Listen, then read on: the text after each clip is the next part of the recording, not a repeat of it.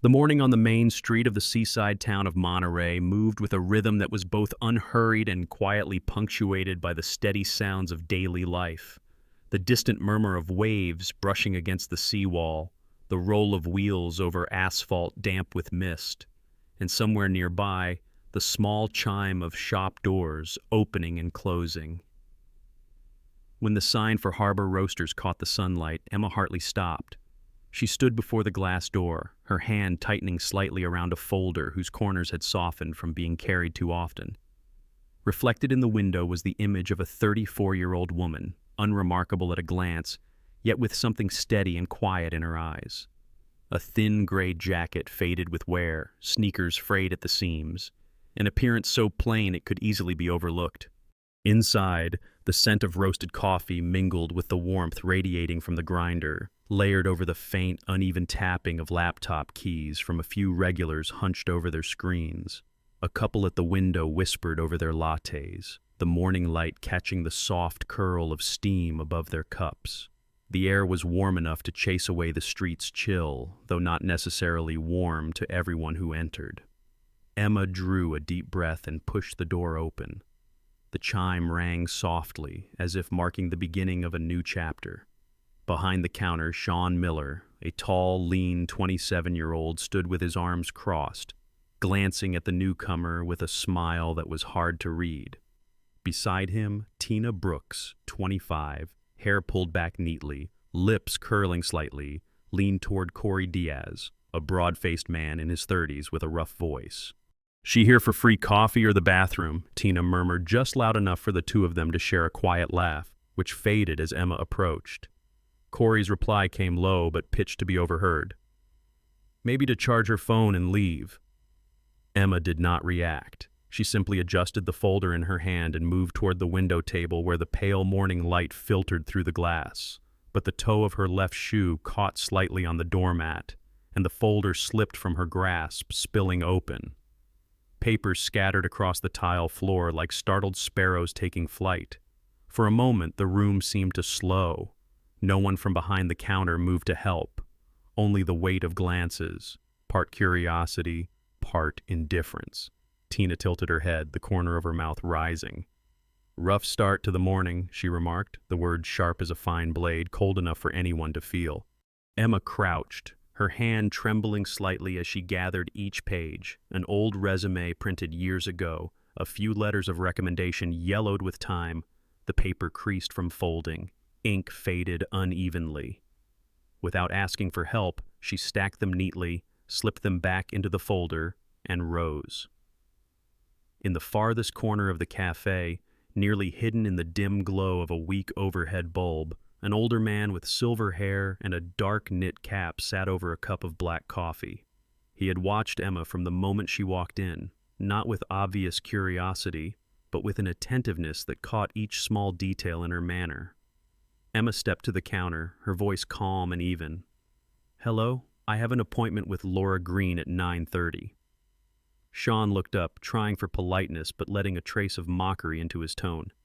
"Appointment for what?" "The leadership training program," Emma answered, soft but clear. Corey chuckled aloud. "Leadership sounds interesting." This time Tina didn't hold back, a light laugh slipping as her gaze swept over Emma's worn clothing. Sean glanced at the clock. "She's in a meeting. You can wait if you want." Emma nodded and turned to a seat near the window. Her hands rested on the folder, as though steadying herself. In the corner, the older man kept sipping his coffee, missing nothing. The cafe's rhythm resumed, but from behind the counter the comments still reached Emma's ears. Sean leaned over. 10 minutes and she hasn't ordered anything." Corey didn't bother to lower his voice. "Probably waiting for someone to give her something." Tina smirked, adding, "Or just a free bathroom code. We should start charging for water." Emma opened the folder, smoothing a sheet still damp from the cold floor. A faint stain marked the corner where her name was printed. She exhaled slowly, letting her eyes move across the page as if reclaiming her composure. At the counter, Tina propped an elbow and kept her gaze fixed on Emma's table. "Should we give her some of yesterday's muffins? Call it helping the needy." Sean replied with a half laugh, "If she cries, social media will love it." Laughter rose again, blending with the clink of cups and the grinder's hum. Emma stayed silent, her gaze dropping to a paper flower tucked inside the folder, a gift from a child long ago. Its color had faded, its folds softened, but for her it remained a reminder of rare, unforced kindness. In the corner, the silver-haired man. Henry Collins set down his cup and laced his fingers together. His gaze had shifted.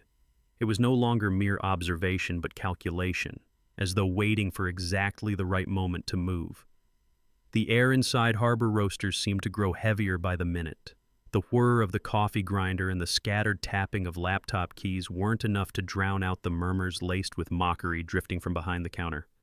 Emma sat still, hands clasped over her folder, eyes turned toward the front window but catching every word. Each remark landed like a fresh scratch on the thin layer of patience she held on to.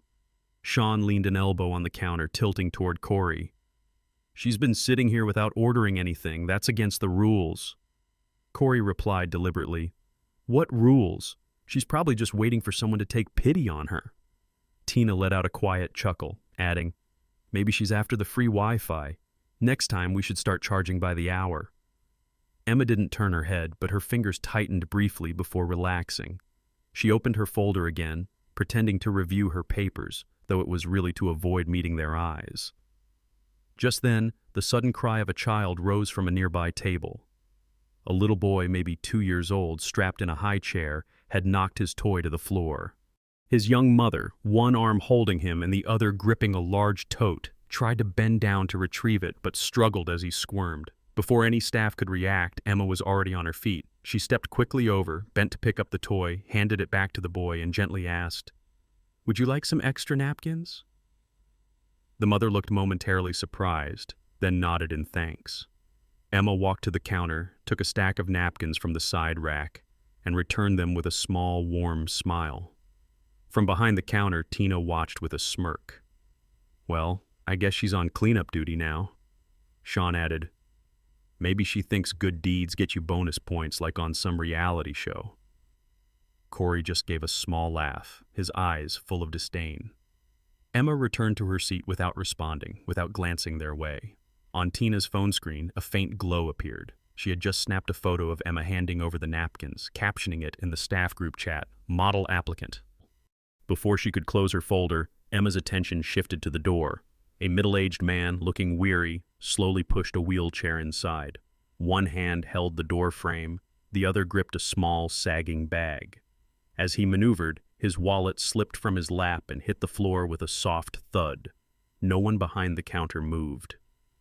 Emma rose again, retrieved the wallet, handed it to him, and adjusted the bag's strap so it wouldn't fall again. The man looked up, his tired smile tinged with gratitude. "Thank you." Emma's reply was short, but certain. "Of course." From the counter, Sean shook his head at the scene. "Is she trying to work here or what?" Tina murmured, still loud enough to carry. "Looks like it. Cleaning, picking things up, helping out a full-service resume." Corey snorted as though the sight wasn't worth comment. Minutes later, an elderly man at a corner table, his hands slightly trembling, raised one to signal for service. No one noticed. Emma approached, bending slightly to speak just loud enough for him to hear. "Would you like me to check if someone's available to help?" He nodded, his voice unsteady. "I've been waiting. I think they forgot."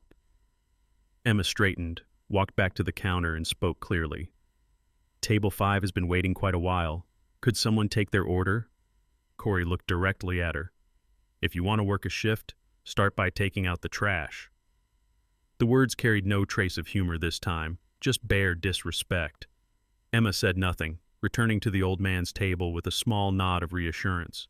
In the corner, Henry Collins set his cup down and leaned forward, his eyes narrowing. He had watched long enough to recognize the rhythm.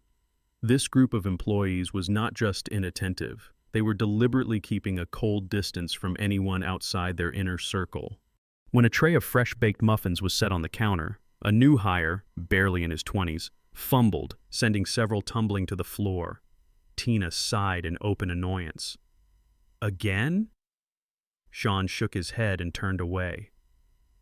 Emma stepped forward, knelt to gather them, separating those still usable and placing them neatly back on the tray before quietly returning to her seat. Only then, in the corner of the cafe, did Henry tilt his head slightly, his lips pressing together as if he had finally made up his mind.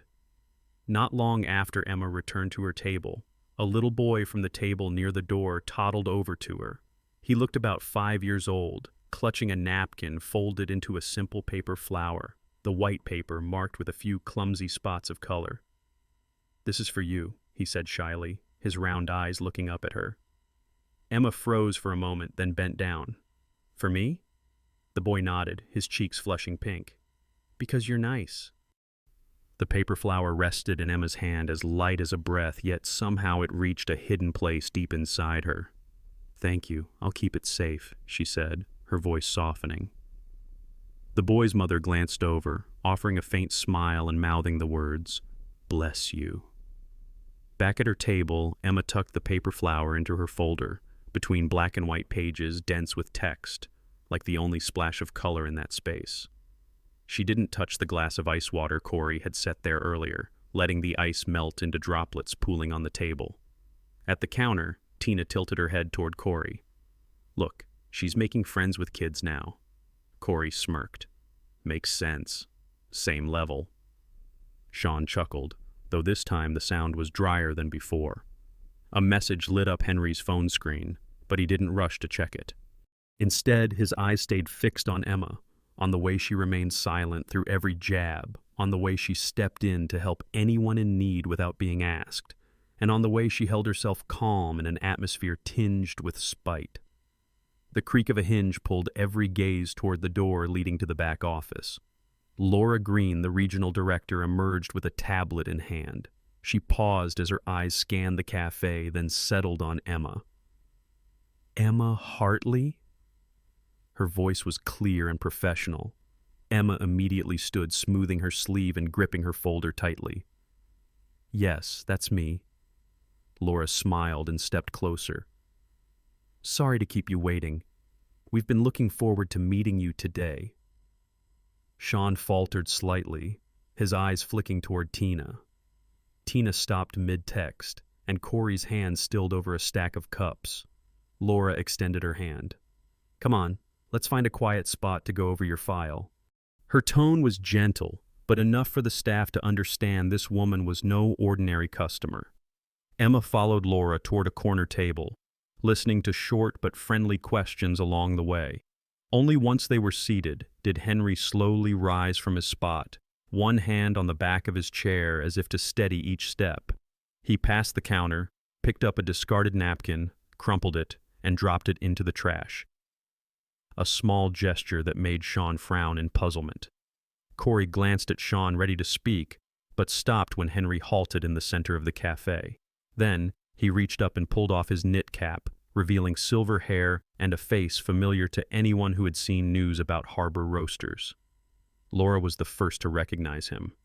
"Mr. Collins, you couldn't have timed this better."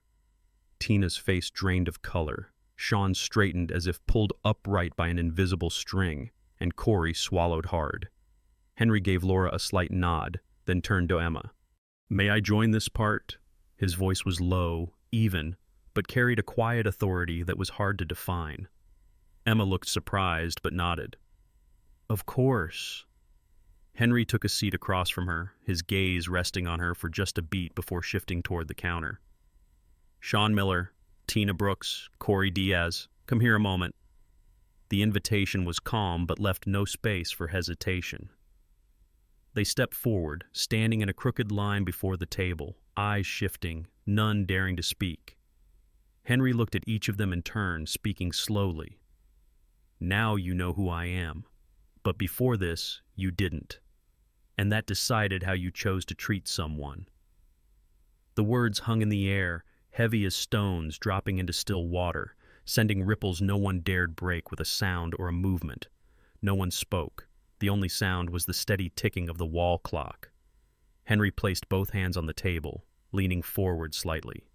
"Perhaps you thought you were speaking to a walk-in customer, or worse, to someone not worth your attention," he said slowly, his voice never raised, yet cutting through every small sound in the cafe. But what you didn't know is that she, Emma Hartley, was selected by me and the executive board for the Future Leaders Program. Today, she didn't come here to apply for a job, but to observe, to evaluate, and to determine whether this location is worthy of being the one she will lead. Sean parted his lips, but closed them again. Tina kept her head down, her hands clenched together. Corey stared at the floor, lips pressed tight. Henry continued.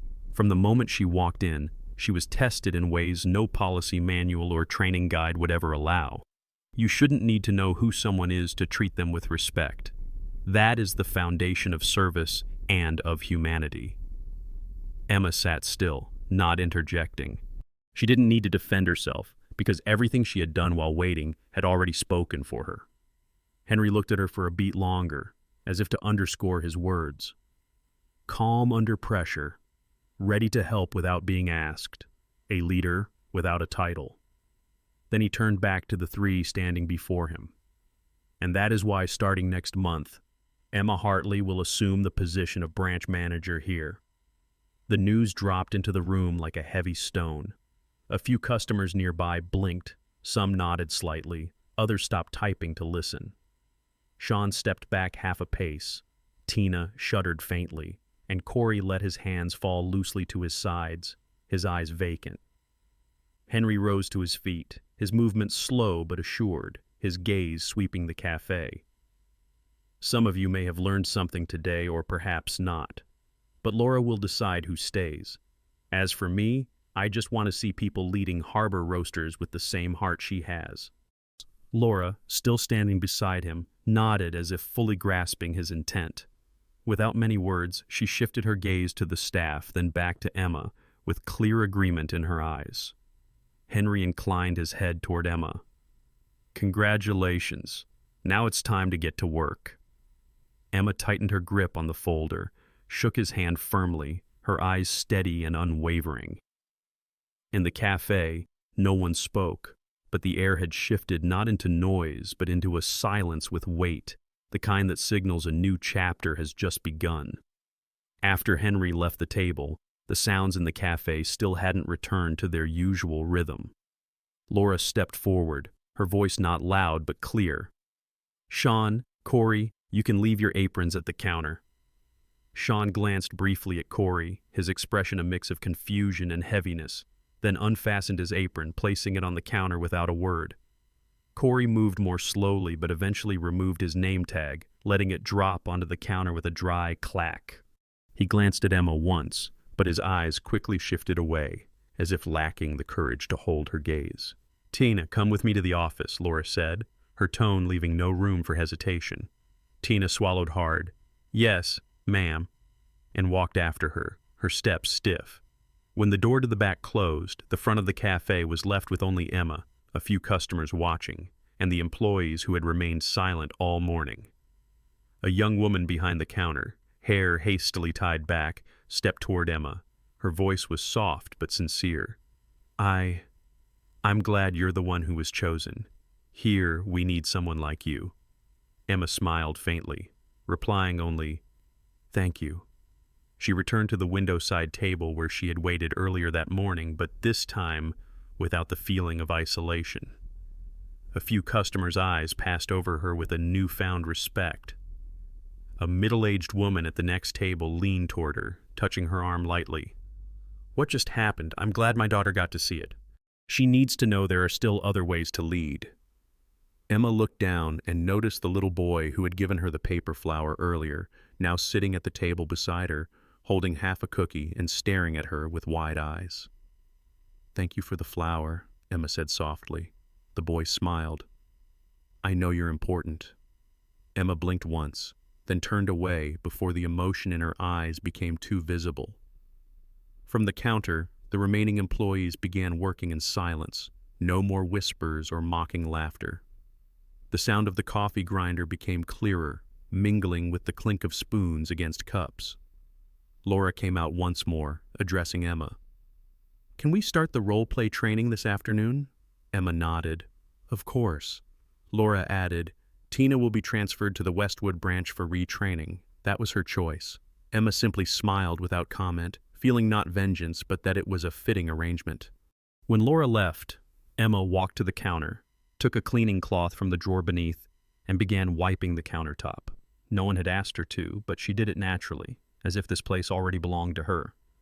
Outside, the street moved to its usual rhythm, but inside, Harbor Roasters, something had shifted, not the furniture or the paint, but the way people looked at each other and the way they considered their words before speaking.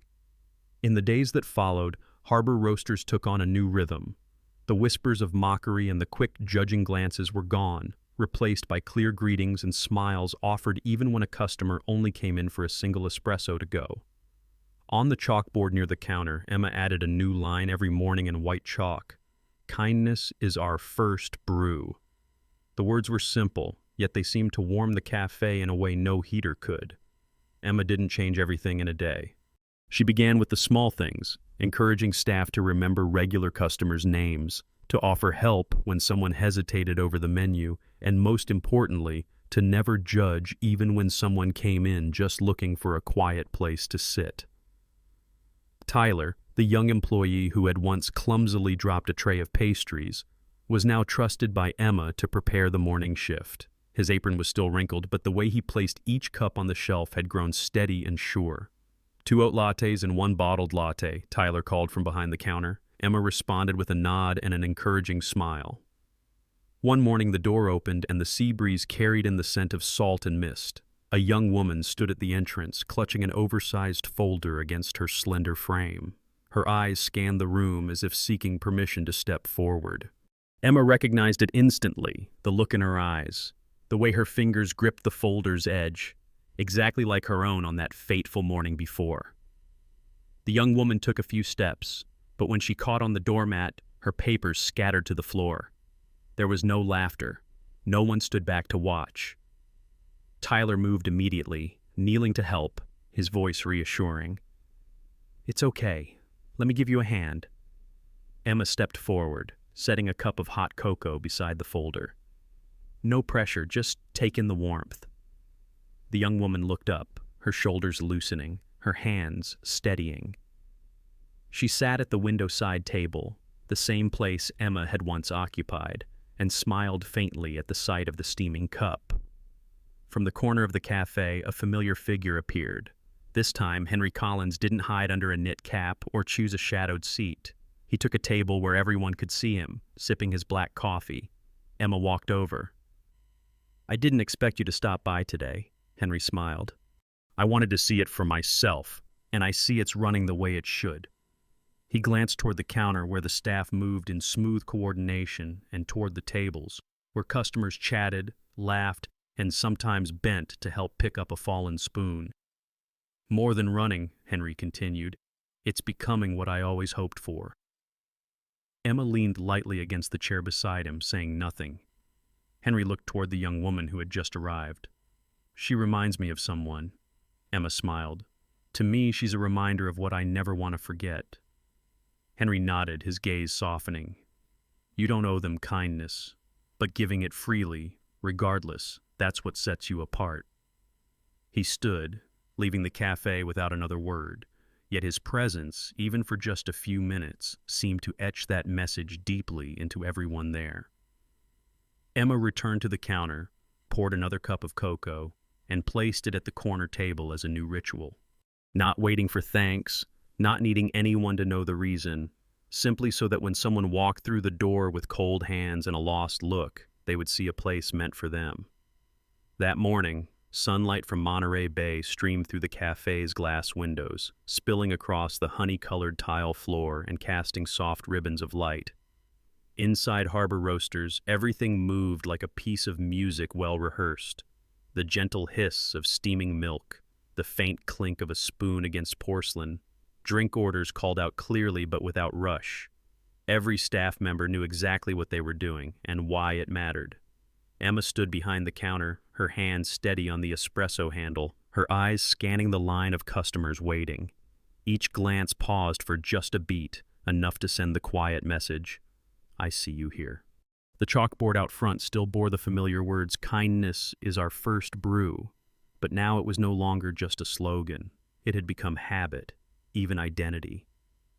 An older woman stepped in, her gaze searching the room as she opened the door. Emma recognized her before she spoke, a regular who used to sit in the corner near the window, now no longer needing to order because the staff already knew exactly what she liked. Tyler quickly prepared a cup of chamomile tea and brought it to her table. She smiled, her slender hands cradling the warmth, and at the corner of her eyes there was the smallest but clearest spark. The door opened again. A young man walked in, not wearing an apron but holding a brown envelope in his hand. Corey Diaz. He lingered at the counter, not meeting Emma's eyes right away. When she approached, he held out the envelope. "I didn't come to ask for my job back.